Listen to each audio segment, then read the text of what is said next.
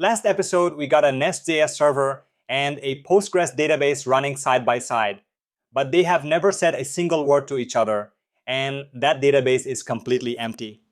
Today, they finally meet, and real tables appear without one line of handwritten SQL. Hey there, welcome to the class. Today, we are going to connect our server to our database using Prisma. And by the end of the lecture, you will have real users, products, and orders tables living in Postgres. So now let's try to understand what Prisma actually is. Prisma is an ORM, an object relational mapper. Instead of writing raw SQL strings all over our code, we describe our data as models in one file, and you can see it right here, schema.prisma. That file is the single source of truth for our whole database. From it, Prisma does two jobs for us. First, it writes the SQL that builds the tables, that is the migration side.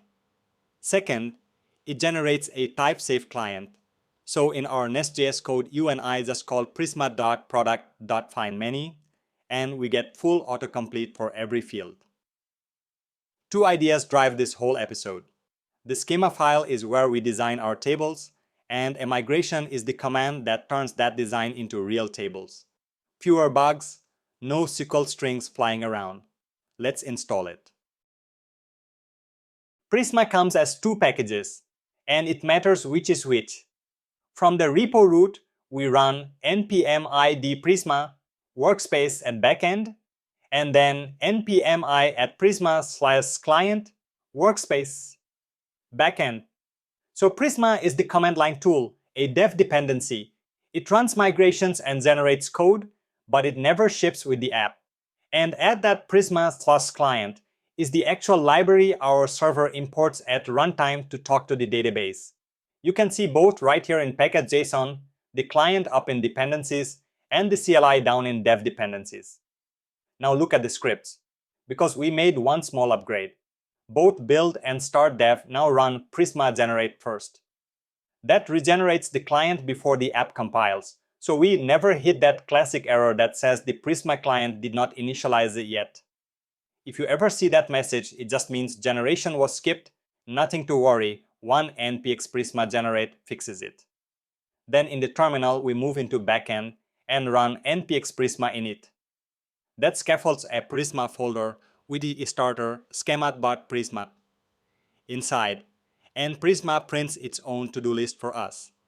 Set the database URL, check the provider, generate the client. That is literally our roadmap for the next few steps, so let's follow it top to bottom. Open up Prisma as a schema.prisma, and let's read the two blocks at the top because every Prisma project starts exactly like this. The generator block right here tells Prisma what to build when we run generate. Their provider is Prisma client.js, which means build the JavaScript and TypeScript client, the thing our NestJS services will import and call. That is the code-facing half. Below it sits the data source block, and this is the database-facing half. The provider says we are on PostgreSQL, so Prisma knows which SQL dialect to write, which column types exist, and what features it can use. And then look at the URL line. We are not pasting a connection string into this file. We wrap it in env database URL, which tells Prisma to read an environment variable called database URL at runtime. That matters for two reasons. First, credentials never get committed into source code. And remember from the setup episode, our .env file is ignored by Git on purpose. Second, the same schema works everywhere. On your laptop, that variable points at the Docker container from last episode, and in production, it will point at a real managed database, and the schema file does not change at all. Right? The schema knows how to reach the database. Next question. What does that variable actually look like? Here is our .env file at the monorepo root, and the star of the show is the database URL line. Let's read that connection string piece by piece, left to right. It starts with PostgreSQL, the protocol. Then Postgres:/Postgres, that is the username and the password. Then localhost port 5432, which is where Docker is publishing our container. And then e-commerce, the database name. Can you see how every piece lines up with the environment we wrote in dockercompose.am last episode? Same user, same password, same database. The schema public bet on the end just says use the default Postgres schema, nothing exotic. Now one gotcha that catches almost everybody, so listen closely. The Prisma CLI reads env from the folder it runs in. Our file lives at the repo root, but we run Prisma commands from inside backend. So if you ever see the error environment variable not found, database was URL. That is the whole story. Make sure the variable is reachable from backend, either by exporting it in your shell or by keeping a tiny backend metadata env with that one line. We will smooth this over with a neat symlink trick in a later episode, so for today just make sure Prisma can see it. Perfect. Connection sorted. Now for the fun part, designing tables. Every model block becomes one table, and every line inside is a column. A name, a type, and then attributes that start with an @ sign. Let's read our very first model together, top to bottom. id is a string, and @id makes it the primary key. A default, uid, means a random uid for every new row, so we never manage IDs by hand. Email is @unique, which means Postgres itself enforces that no two users can ever share an address, right down at the database level. Above the model, we declared an enum called role, with exactly two values, buyer and seller. And the role column defaults to buyer, so every new signup is a shopper until we say otherwise. Now refresh token, and notice the question mark on string. That means optional. The column is allowed to be null. We are planting this one early. It stays empty for now, and when we build authentication in a few episodes, it will hold each user's refresh token. Created at stamps itself with now at insert time. Then look at orders and products. Those two lines are not columns at all. They are relation fields. A user has many orders and has many products they sell, and we will wire the other side shortly. Finally, @map users renames the table to lowercase users instead of Prisma's default user. Keeps the database tidy and predictable. Here is the heart of any store, the product model. The shape should feel familiar now, but three lines deserve special attention. First, look at price, right here. The type is decimal, and @db decimal 10.2 pins the exact SQL column type 10 digits total with 2 after the point. Money never ever goes in a float. Floats round in weird ways, and a store that loses a cent on every order is a store with a very angry accountant. Decimal stores exact values, so we pin it at the database level. Same idea on rating, a decimal to 1 digit after the point, like 4.5 stars. Second, features is a string, a real Postgres text array, perfect for a short list like waterproof and wireless without inventing a whole extra table. And third, the timestamp, pair. Created 8 defaults to now, and updated 8 has a updated @t, which restamps itself automatically every single time the row changes. You never touch it, Prisma handles it behind the scene. Then at the bottom, our first real foreign key. Seller id is a string, optional, and seller relates it back to user, joined on the ID. A product might belong to a seller, or it might be ours, so null is allowed. And order items is the other side of a relation we are about to build right now. Two models to finish the schema, and this is where relations really click. An order belongs to a user. Look at the pair right here. User id is the foreign key column, and user is the relation field joined on it. No question mark this time, because an order without a customer makes no sense. The database will refuse it. Total is our exact decimal money type again. Status defaults to the string pending, and items points down at the line items. So now let's try to understand order item, because there is a subtle piece of real-world design in it. Each row is one line of an order, and it points at both its order and its product. It captures the quantity, and then look, it snapshots the price at purchase time. Why copy the price when the product already has one? Because product prices change, and a past order should never change with them. What you paid is what you paid. And can you see onDelete cascade on the order relation? Delete an order, and Postgres sweeps away its line items automatically. No orphan rows left behind. That is the whole core schema. 4 tables that model an entire store. One honest note for the road ahead.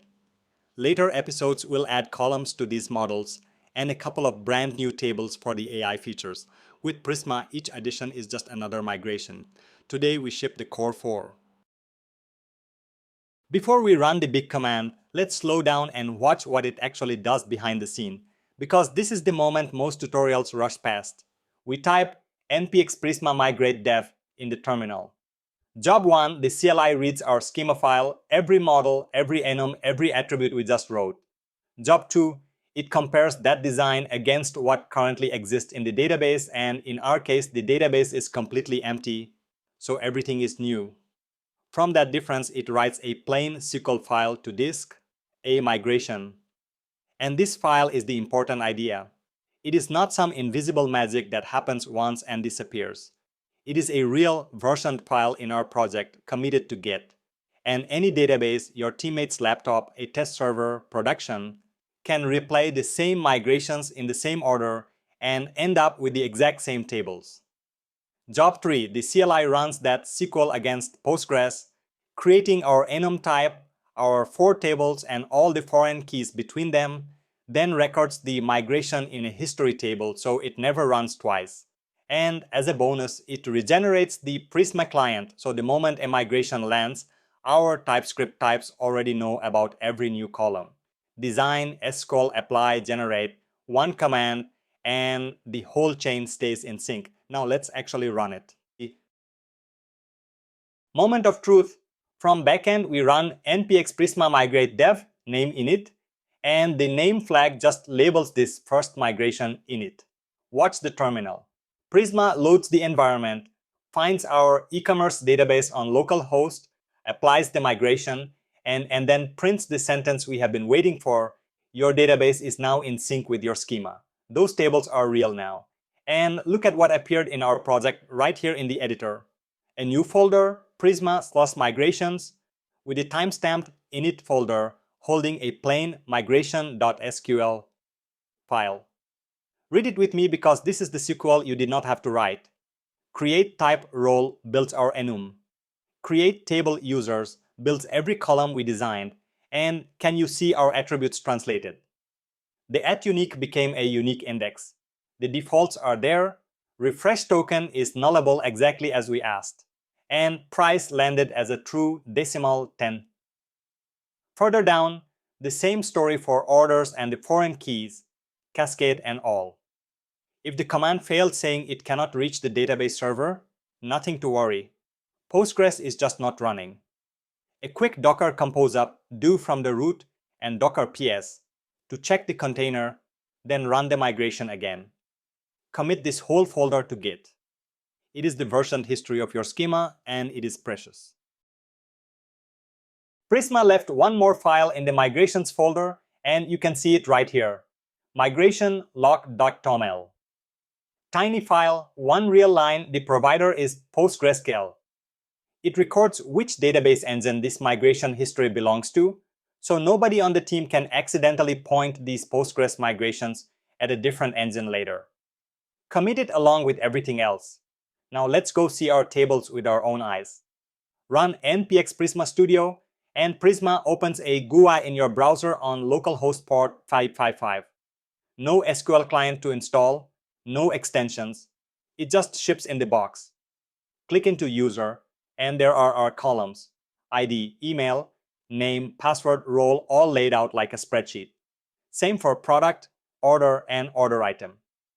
And here is the thing that trips people up. Every table is completely empty, 0 rows everywhere. That is not a bug, that is exactly right. A migration builds the structure, the shelves of the warehouse. The rows arrive later, when our API starts writing data in the next episodes. You can even add a test row by hand right here if you want to poke around. Studio lets you edit data directly.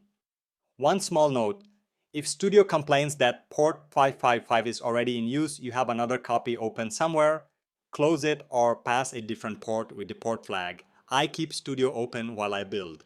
It is the fastest way to see what your API is really doing. The tables exist, so now our NestJS app needs a way to talk to them. And we want exactly one database connection shared by the whole application, not a new one in every service. So let's go ahead and create error such as Prisma plus prisma.service.js. Look at the class declaration because it is doing a lot of work in very few lines. Prisma service extends Prisma client, the generated client from our migration. That inheritance means our service already has every query method. This user.findMany, this product create. All of it fully typed, and we wrote none of it. Then at injectable on top registers the class with Nest's dependency injection. So any other service can simply ask for it in a constructor and Nest hands it over. And now the lifecycle part, which is the piece beginners usually skip. We implement two Nest interfaces, onModuleInit and onModuleDestroy. When the application starts, Nest calls onModuleInit. And right here we call thisPairConnect, opening the connection to Postgres eagerly, so if the database is down, we find out at boot, loudly, not on the first customer request. When the app shuts down, onModuleDestroy calls disconnect and closes it cleanly, no dangling connections left on the server. One connection, opened and closed by the framework itself. That is the pattern. Now we wrap that service in a module, and this one is short but mighty. Create SESR's Prisma module that's. Remember from last episode, a module is how Nest groups related pieces together. Inside the @module decorator, we declare Prisma service as a provider, which tells Nest to construct it and manage it. And then, and this is the part people forget, we also list it in exports. Providers are private to their module by default. Exporting is what makes Prisma service visible to the outside world. But the real magic word sits on top, at global. Here is the problem it solves. Our whole application is going to need the database, products, AUT, orders, chat, every feature module we build this season. Without @global, every single one of those modules would have to import Prisma module explicitly over and over, pure boilerplate. With it, we import Prisma module exactly once in the root of the app, and from then on, any service anywhere can inject Prisma service in its constructor. No imports needed. Nest treats it like a utility that is simply always available. A word of advice, use @global sparingly. A database connection is a perfect fit because it genuinely is needed everywhere. Most modules should stay local. Right, one last wiring step and we can boot this thing. Last step, and it is a one-liner. Open src app.module and add Prisma module to the imports right next to the config module we set up last episode. That is the ones I promised you. Because the module is global, this single line is the only place we ever mention it again. From now on, any service in the app just asks for Prisma service in its constructor, and Nest delivers a live connected database client. Let's boot it. From the repo root, npm run dev backend. Watch the log lines. You can see Prisma generate run first, then the Nest banner, config module initialized, Prisma module initialized, application successfully started. No errors means our onModuleInit connected to Postgres cleanly. So look at what you and I built today. A real schema designed in plain models, 4 tables and an enum living in Postgres, a versioned migration committed to GIE, a browser window into our data, and one shared database connection wired into the whole app. The server and the database are finally one. If Prisma just made databases click for you, go ahead and smash that subscribe button because this series builds a complete AI shopping app from scratch, step by step. Next episode, we put these tables to work with a real products REST API list, filter, and fetch straight from your browser. Drop a comment, is this your first ORM or are you coming from raw SQL? See you in the next one.